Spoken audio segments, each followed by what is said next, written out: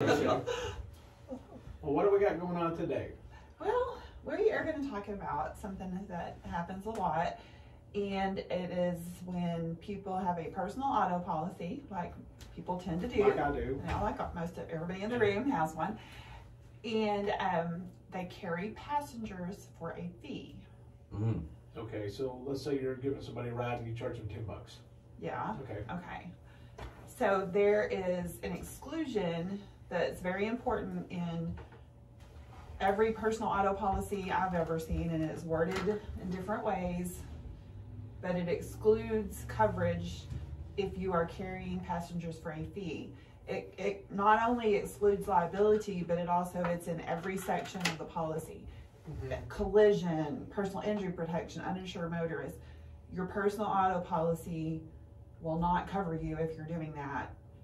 And then that's a big deal these days because people are doing that more and more. Especially with all these rideshare programs that are out there, like Uber, Lyft, and others. It's so easy to sign up for those, and next thing you know, you don't have coverage. Now, Uber has partnered with some other, let's basically say a Lloyd's program, that allows them to cover you when you accept a rider. The problem is that is absolutely state bare minimum coverage, which is next to useless. I think my first question would be, if I was in an accident and I was giving somebody a ride, and the insurance company came to me and said, what were you doing? I said, let's give my best friend a ride. That's fine, as long as it's not for a fee. Yeah. But how would I my know best unless friend, what's your name? Well, how would they know? That's a good question. Uber, there is and that's not the only one, that's the Yeah. most common one. There's a electronic record of it. Oh, okay. Yeah. I saw on social media not that long ago, I don't remember the event or anything, but they were advertising that they were looking for people to give rides for tips after an event, like be a designated driver for tips. And of course my insurance brain was like, no, don't do it. Well, I know that yeah. in the past, I have been involved with an event that where the parking was in one area, the event was in another area. They were picking people up in vehicles, Right. and bringing them over to that area. So that would be a big no-no. Well, it As long depends. as Are you charging them, or are you just? Yes, they were charging admission to get No. in. Are you charging for the ride? No.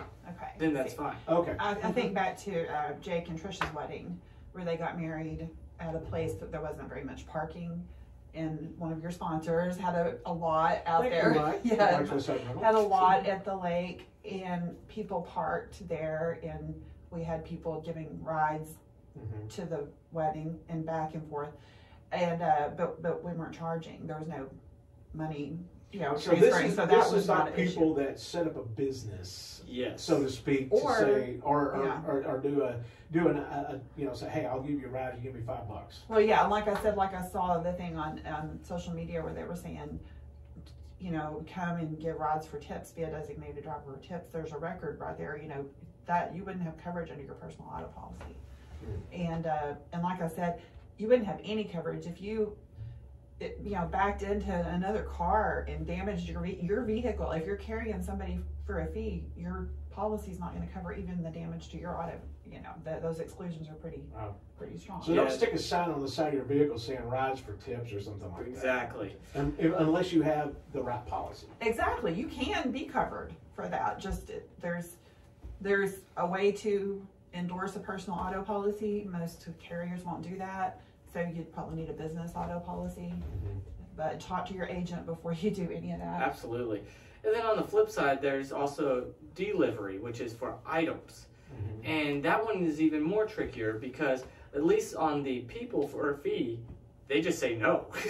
Now on the other side, it really depends on the policy. It's which carrier you with, who, how are they having it worded, what's the interpretation at the time. So in that incidence, I would highly recommend you call your agent and say, hey, I'm thinking about doing one of these apps like Roadie or Bite Squad or Uber Eats, which is delivering for items, and you really need to make sure that that's okay, because Roadie was really cool. I saw that one the other day. You pull out an app, it shows you like, hey, I want you to deliver this bale of hay from Mineral Wells to Weatherford. I'm going to pay you $50. And you're like, okay, and you hit start, and bam, off you go. So easy. And that's where people need to be aware that they really need to understand the policy that they have before it's too late. What about people who use their personal vehicles for somebody's business to deliver stuff? That falls into the same category. Same you category. need to read Okay. the personal policy.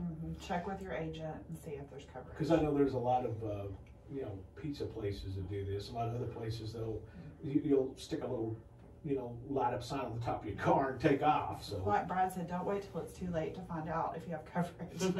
Wow. You need to if you're going to do this, and a lot of people are doing, what do we call them, side hustles to make some extra money. We know a lot of people are doing this, but you don't want to have an unexpected event and you have no insurance. So check with your agent before you do it. If you're going to use your vehicle in any kind of business, talk to your agent before you do it. all right, well, how folks get a hold of you guys? Well, they can call us at 940-549-2525. Come visit us on the second floor of Sierra Bank Building or on the web at brianins.com. Well, be careful out there if you use your vehicle for a business or for somebody else's business. You got to check it out and make sure you're good to go. Give them a call just to ask the question. Am I good to go here? Be a good Absolutely. idea. All right, thank you guys. Thank you. I appreciate it very, very much. All right.